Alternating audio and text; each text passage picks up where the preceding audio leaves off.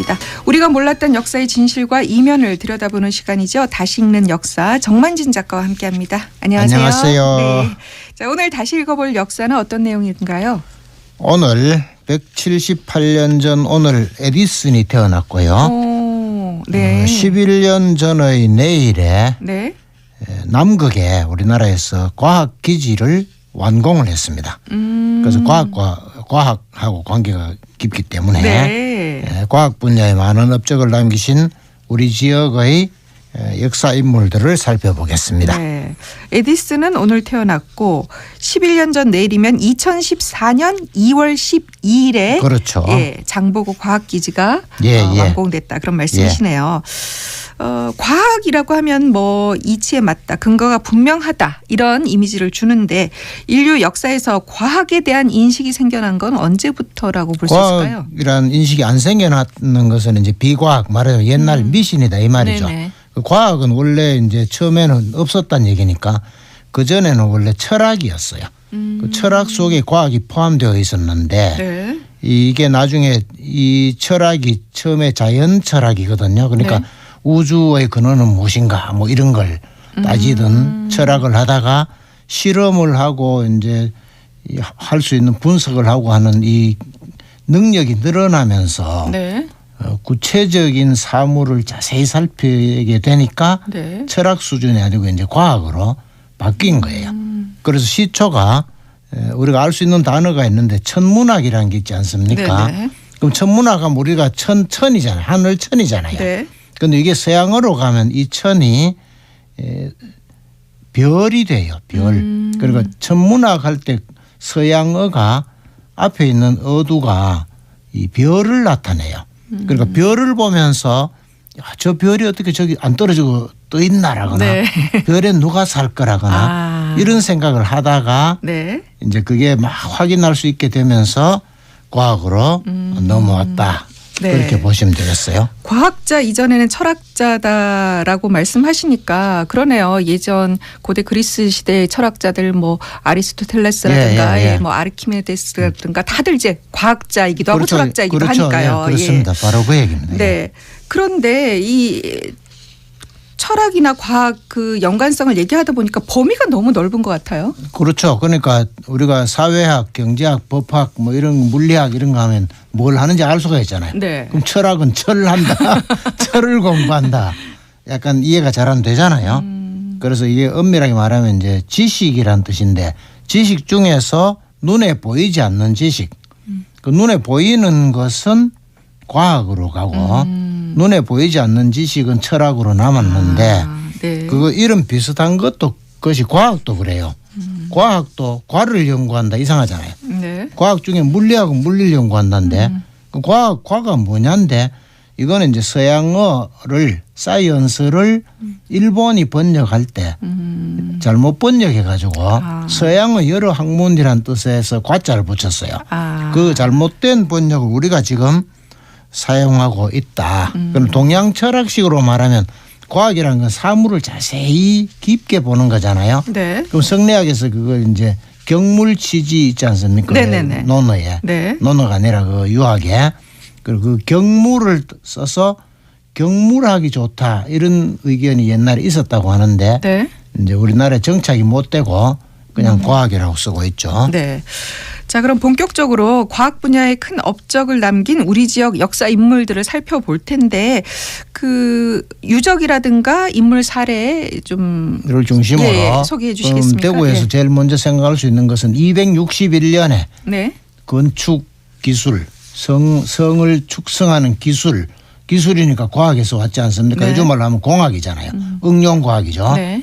그것이 작동한 유적이 있는데 흔히 달성공원이라고 하는데 이 달벌성이죠. 네. 성을 쌓을 수 있는 기술, 과학이 발달했다. 그래서 우리가 흔히 달성공원이라고 하지만 사실은 달성토성, 달벌성은 우리나라의 축성 기술을 증언하는 군사의 유적이면서 동시에 과학 유적이다. 네. 그렇게 소개할 수 있겠습니다. 네. 과학적으로 쌓은 달성 그러니까 달벌성에 대해서 그렇죠. 말씀해 주셨고요. 예. 또 인물로 보면 어떤 분이 계실까요? 지증왕이 있습니다. 지증왕이 예. 신라 시대 예, 502년에 네. 순장을 없앴습니다. 순장이 뭐냐 하면 왕이 죽었을 때 왕이 저 세상에 가서도 왕인데 혼자 가서는 왕 노릇을 못 하잖아요. 그래서 한 사람을 막 때려 죽여가지고 네. 같이 묻는 네네. 풍습이었는데 지증왕이 그것은 말하자면 있을 수 없는 일이다. 네. 미신이다. 계세 사상은 과학적이지 않다 해서 그 풍습을 없애버렸어요. 그러니까 네. 지증왕이 과학을 아는 임금이었다. 네. 그렇게 말할 수 있겠죠. 네, 신라 시대까지 거슬러 올라갔는데 그럼 고려 시대 과학자도 있을까요? 고려 시대는 우리가 다 아는 최무선이죠. 장군이자 네네. 과학자. 네. 이분이 우리나라에서 최초로 말하자면 화포, 대포를 개발했죠. 네. 그래서 그 왜구들이 고려 말에 많이 쳐들어오잖아요. 네. 그럼 고려 말에 왜구들이 쳐들어오고 홍군적이 쳐들어오는 걸 잘 물리쳐가지고 백성들한테 큰 신망을 얻어서 이성계가 왕이 되지 않습니까? 네. 그러니까 이 최무선의 시대는 이성계의 시대와 비슷한 때다. 그런 사실을 알 수 있죠. 최무선 장군에 대해서는 잘 아는데 이분이 이제 우리 지역과 관련이 있나요? 어디 출신인가요? 영천 출신입니다. 그래서 네. 영천에 가면 최무선 과학관이 건립되어 있고 그 안에 보면 다 나오는데 네. 그 왜구를 물리친 공로를 잠시 소개를 드리자면은 네. 1380년에 조선이 건국되기 12년 전이죠. 네. 왜의 전함이 500척이 쳐들어와서 진포라는 곳, 지금 말로 하면 대략 군산인데 네. 쳐들어왔어요. 10,000명이 몰려왔습니다. 군사가. 네. 그런데 최무선을 비롯한 이제 우리 군사들은 100척 5분의 1밖에 안 되잖아요. 네. 가서 대포를 쏴서 500척을 몽땅 격침을 시켰어요.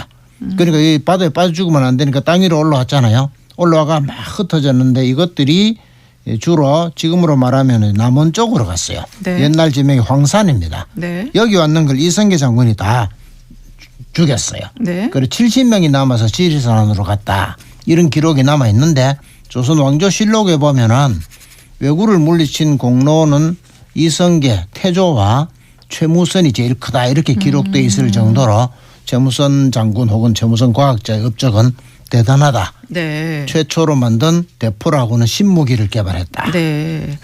이 전쟁과 관련된 발명품 하면 또 이순신 장군을 빼놓을 수가 없잖아요. 거북선을 비롯해서 여러 개 있지 않습니까? 그렇죠. 네. 예. 그러니까 임진왜란 당시에는 이제 네. 판옥선이라고 해서 네.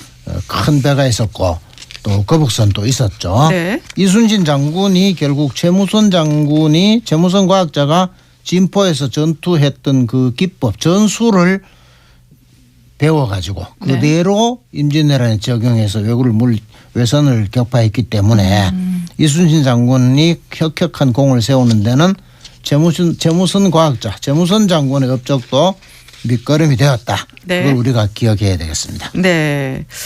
그리고 그 임진왜란 때 하면 또 비격진천례 그거는 많이들 이제 이장손인데 네. 경주성을 탈환했죠. 네. 1592년 10월 12일에 네. 경주성을 탈환했는데 시한폭탄이에요.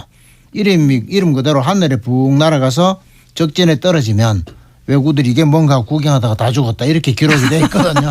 네. 그래서 이 왜구들이 울산으로 도망을 쳤어요. 네. 그때부터 이제 경상북도에서는 일본군이 다 물러갔기 때문에 이장손의 업적이 대단하다는 걸 알 수 있죠. 네, 그렇군요. 단 이장손이 출신 성분이 낮아서 이 사람이 누군가 하는 기록이 없는 점이 안타깝습니다. 네. 지증왕부터 시작해서 최무선, 이장손까지 우리 지역 과학의 역사를 알아보는 시간이었습니다. 지금까지 정만희 작가였습니다. 고맙습니다. 고맙습니다.